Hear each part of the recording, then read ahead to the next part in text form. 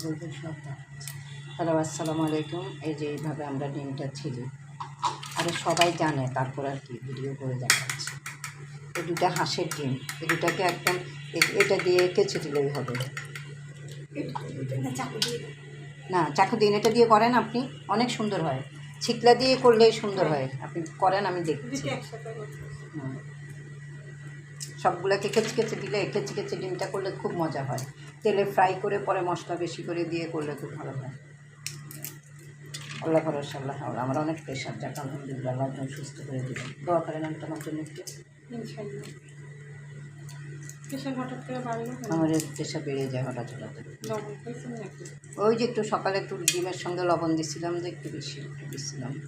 টাকা কোনো সমস্যা নেই, এটা তো লবণ রান্না খাবো না। যাদের প্রেশার থাকে তাদের লবণের কোনো সমস্যাই নেই, এমনি বাড়ছে, মানে এটা ব্যাপার না, চলে যাবে 160 100-এর মনে হয় কাছাকাছি। আল্লাহ ভরসা। এই যে এটাকে ছিকলাটা দিয়েই কেচে কেচে দিচ্ছি সবগুলো ডিম।